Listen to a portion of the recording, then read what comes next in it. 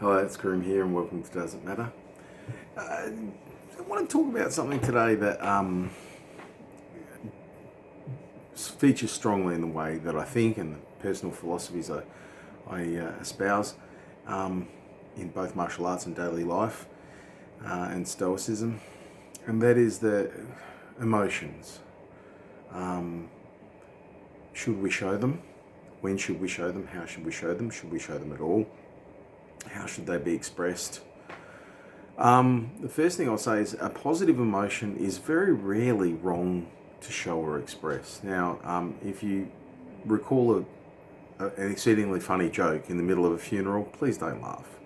Okay, that's an inappropriate time to laugh. If someone's just told you something exceedingly personal that's painful to them, and as happens on occasion, that tweaks a funny memory.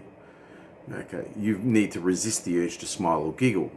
That will occur on occasion. The mind is a tangential creature, and you don't always control what memories and what cues can be brought up in it, but you are responsible for how you express that. Positive emotions, even then, there are occasions upon which a positive emotion is not appropriate or considerate. As a general rule, though, positive emotions, 99% plus of the time, are fine to express.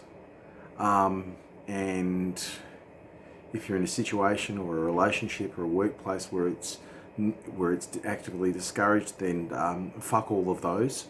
You need to be free to express positive emotions. The world is awash in negative emotions, which we will talk about shortly. And positive emotions need to be shared as often and as volubly as possible. Okay, we need more of that, not less.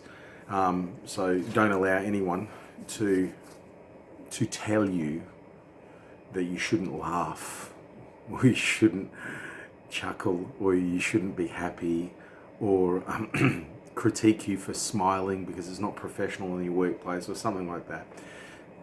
They're assholes. They're poor constrained souls. Feel sorry for them and move on and do exactly as you please. Do the healthy thing. Negative emotions are the ones that we have to watch for. I will say this. Men and women are different. I know that may come across as controversial, but we are different. That doesn't mean that men can't be extremely emotional, women can't be very logical and rational. Far from it. We're both capable of both extremes, but neurologically, men and women are different. Evolutionary wise, from an evolutionary psychology point of view, men and women have evolved in very different ways as well as very similar ways. There are profound differences between the way our brains are wired up. That didn't happen by accident. You don't get, as a woman, a much thicker, 40% to 50% thicker corpus callosum, which is the thick, nerve-rich membrane that joins both hemispheres of the brain. You don't get that by accident, and that's not a little thing. That's a huge neurological difference, massive, significant biological difference between men and women. It also accompanied by the fact that men and women's brains are wired quite differently. Different balance of hormones. There are extra chemicals in women that men don't have, or don't have in any significant amount, and vice versa. Men have a lot more testosterone than women. There are chemicals released in women like relaxin that men never have. We don't have it. We don't need it because we never get pregnant, and that's what it's required for in women. So these are profound biological and chemical endocrinial differences between men and women. Women have, I think it was 4 times, but you look it up and Google it, many more interconnections between different sections of the brain, not just the thicker corpus callosum. They have more connections between, the cerebral cingulate, the amygdala, the medulla oblongata, the various aspects of the cerebral cortex. They have more connections between those. But men have more connections inside of those. They have more densely packed nerve centers within each of those sections. That's not a small difference, and that's going to result in different results. It also comes from a different process, an entirely digressing evolutionary pathways. Women here, men here. Side by side, parallel in the same species, codependent, not patriarchy, not exploitation, for most of history, mutually dependent, okay? But very different, very, very different. The experience of a man is the experience of a man, and the experience of a woman is very much the experience of a woman. The experience of a gay person, again, because there are differences in the brain structure there as well, the experience of a gay person is also unique. Indeed, you could argue, even from mental health issues, dysphorias and so on, that everyone's experiences to some degree, even as individuals experiencing their own subjective hallucination, which is the way the brain throws up our experiences, very similar to the way that hallucinogens work in our brain. Our brain throws up that hallucinogenic screen of sensory experience, and that's how we experience life. It's like one vast hallucination, which is fascinating. It's awesome. But we have different experiences because we're made differently, and we have structural differences and evolutionary pathway of millions of years that has differed and digressed between men and women. So we experience and express things differently, and we need to, because we're not the same. And that's awesome. Vive la différence, as the French would say. Men and women are both emotional. Women have a much higher bandwidth. Women can express... Have you ever noticed that men are generally dog shit in arguments or debates if they get emotional? They start to struggle.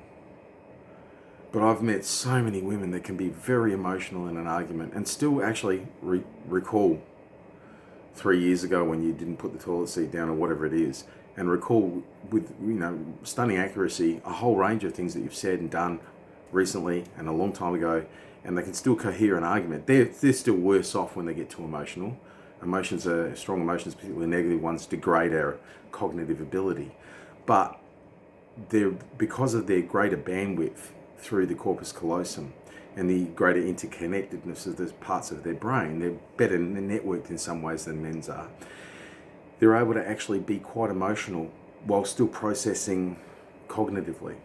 Now, with men, that's a reduced impact. In order for a man to process his emotions, he needs to be calmer, he needs to be less involved and invested in the emotions and more objective and more rational.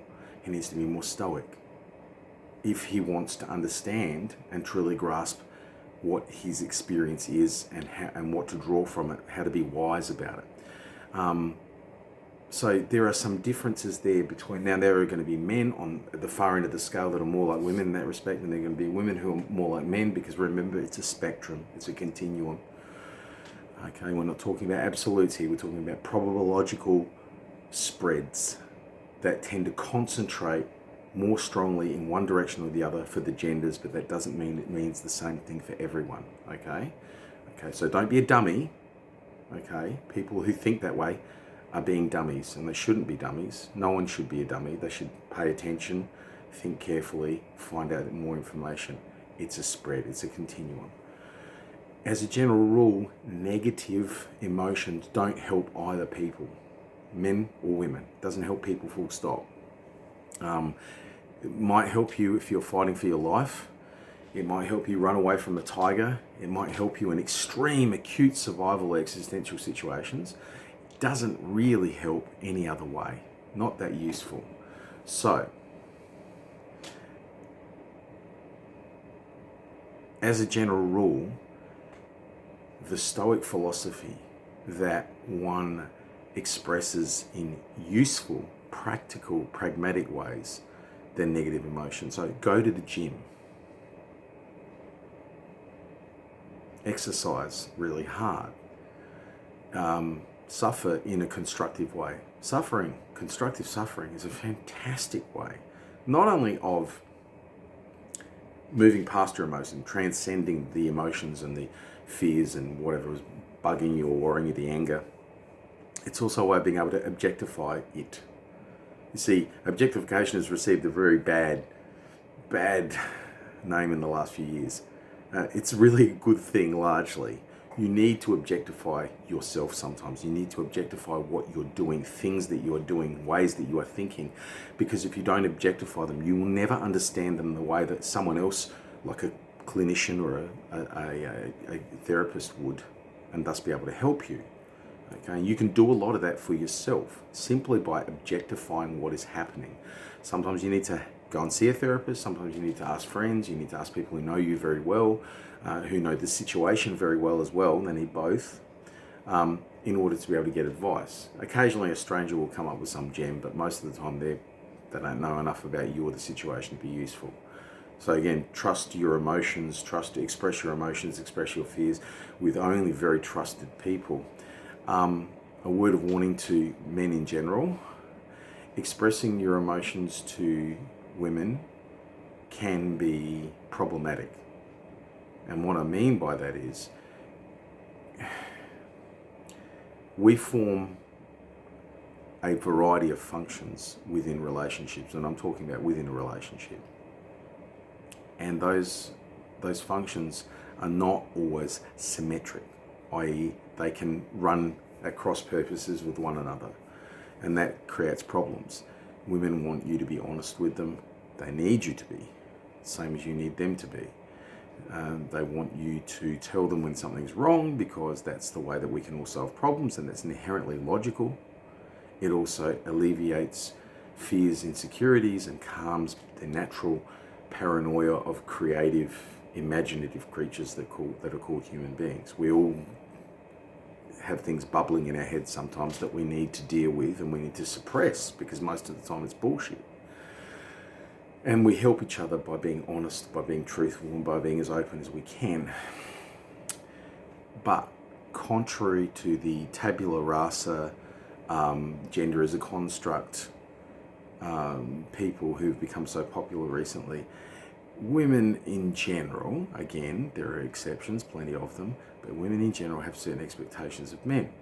And those expectations, when they're not met, make men far less attractive to those same women. So if you express your emotions to a woman, it is best to talk about those emotions as calmly and as clinically as possible. Don't cry. It doesn't help. I mean, if you do, don't feel any shame. It's normal. Cry with one of your mates. Cry in front of your mum, a therapist, people who will not judge you because they don't have any skin in that particular game. I have found that showing emotion to people who have expectations of you, your students at school, if you're a teacher of something, it's very bad. Don't cry. Never cry in front of them. Okay, I'm not saying you can't occasionally shed some sentimental tear. Okay, again, it's a continuum. But as a general rule, you should maintain your stoic attitude, your decorum, your gravitas must be maintained at all times with certain people. And your spouse is one of them that you need to maintain some level of control. She needs to know you can control your emotions. That's really important. And it controls how attractive that she's going to find you, how safe she's going to feel around you. These are important things. And as a result, there's ways to express yourself and there are ways not to. You can't yell and scream.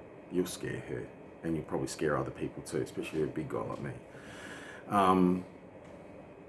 Don't cry. It doesn't help. They don't think more of you because of it. They say they do. Everyone waxes lyrical about the sensitive poet that cries in the movie, but they won't fuck that guy. That's the truth of the matter. And they won't marry that guy, and they won't have children with that guy because he's the bard. He's their gay friend. He's the bard at the campfire. Now, again, there are exceptions to that. And if you're an exception to that, please go ahead with your life. Enjoy it. Be functional. I wish you all the best. But as a general rule, no. There are certain forms of expression and certain degrees of expression that simply make you open to ridicule and open to exploitation by others. Your emotions, your secrets, your feelings are private. They're powerful and they're valuable. Don't just share them with someone, and certainly don't share them with someone who might misunderstand them, who might have, again, as in a spouse, an evolutionary bias towards you showing such weakness, particularly under certain circumstances or contexts within which your relationship might be resting, if it's on the rocks or there's some difficulties.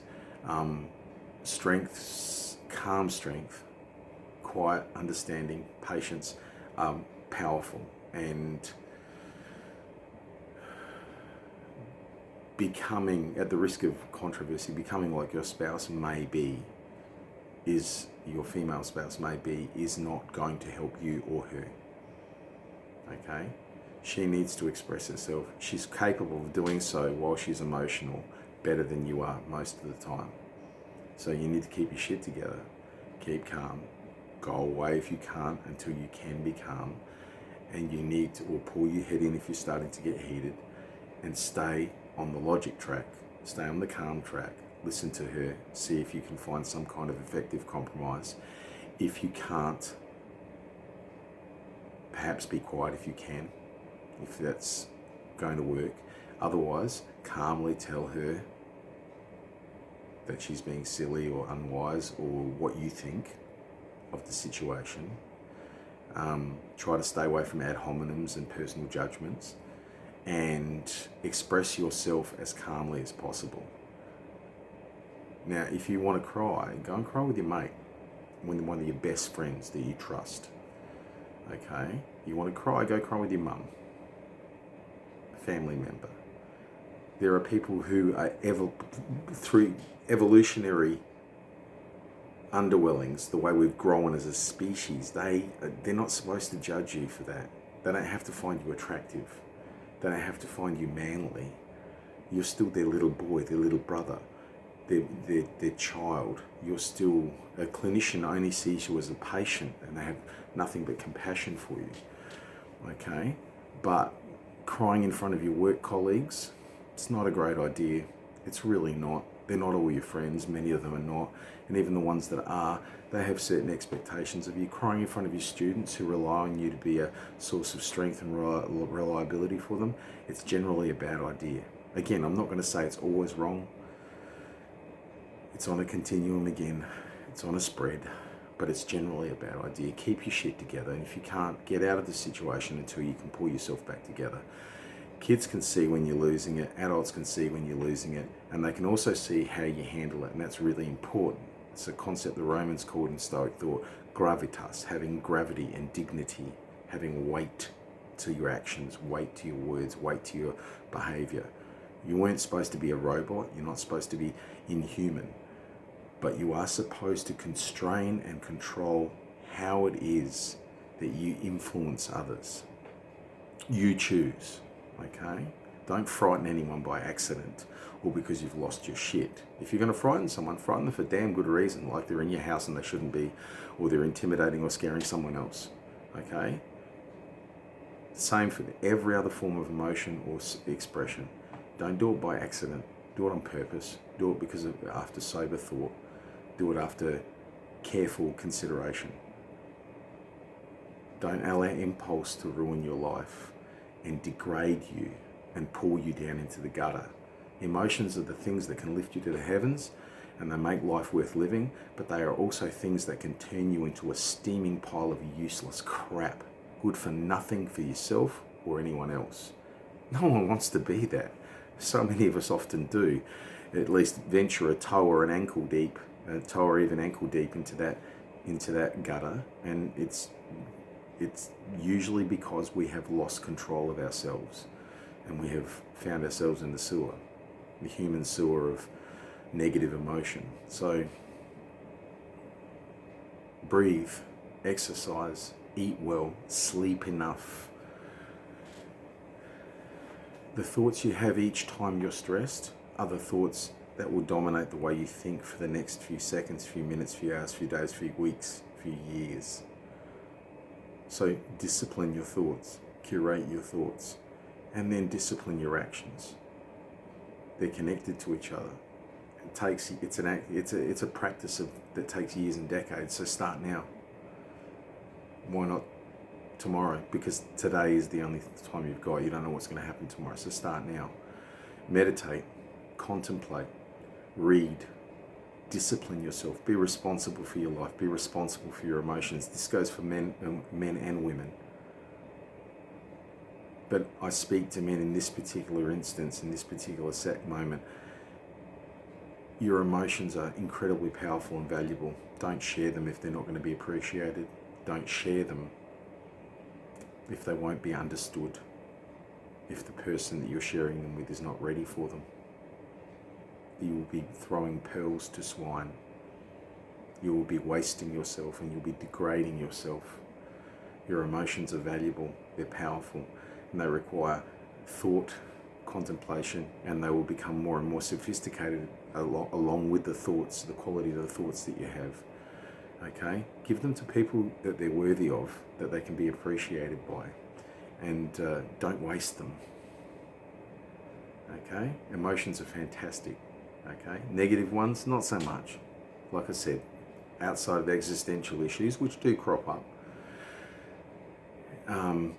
Red flag times, someone behaves weirdly in front of you, you get a red flag, you get a powerful negative emotion.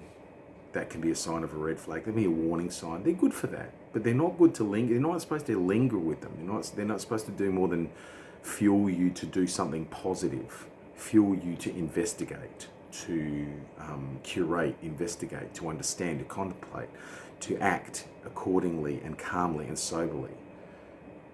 You're not meant to soak in them like some self-indulgent fool. You're meant to move past them and return to peace, calmness, harmony, confidence, humor, laugh. Get back to that laughter as quickly as possible.